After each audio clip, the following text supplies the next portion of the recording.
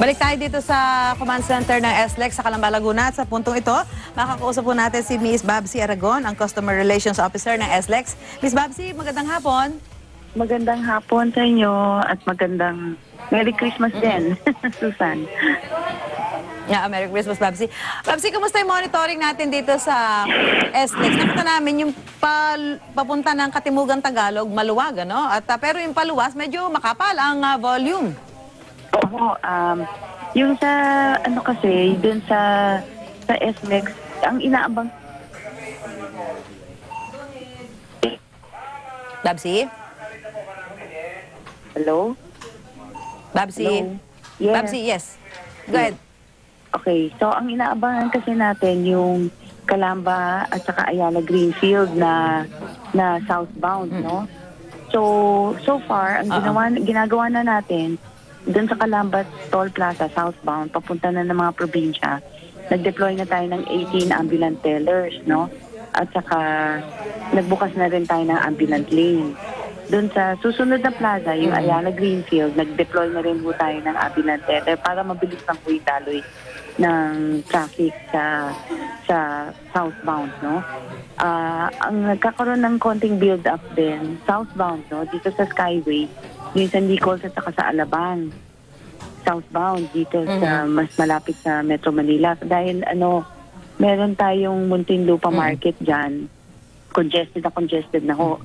So kaya tumutukod na ho yung traffic dito sa carriageway natin. Yun nga ho yung pa-northbound ang medyo mabigat. Yung mga palabas ng Sukat, ng Bikutan, ng Makati, ng EDSA, doon ho nagkakaroon tayo ng slow-moving at saka heavy traffic, heavy flow of traffic. Saka yung papuntang Manila na ho. Now, northbound ho yun. Kasi, okay. Babsy, unusual ba ito na kasi inaasahan natin ang medyo magsisikip yung mga sasakyan palabas ng Metro Manila, no? Yes, pero yes, ito nga, nakita natin na ang mas makapal na volume ay mga paluwas ng Metro Manila.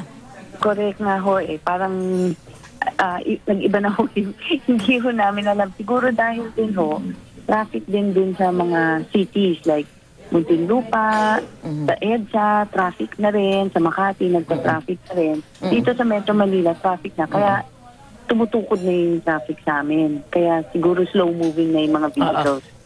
Sheer volume lang talaga. Gaya dito sa may... Yes, Babsy.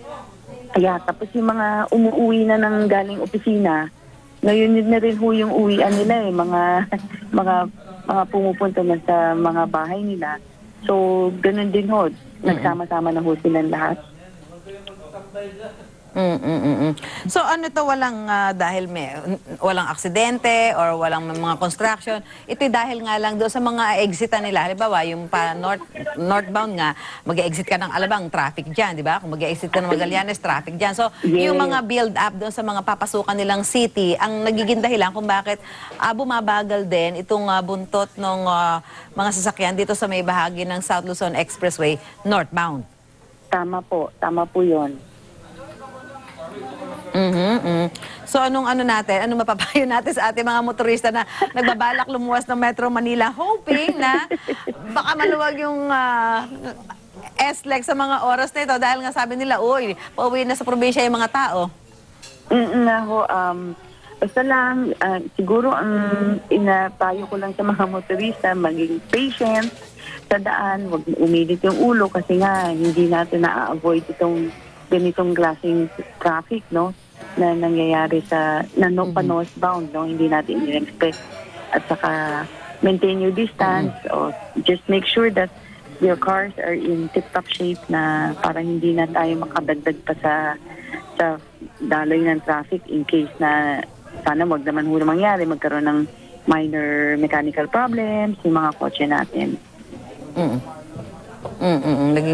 Okay, maraming salamat, Babsy. Okay, thank you po. Thank you. Merry Christmas, Babsy Aragon, Customer Relations Officer po ng SLEX.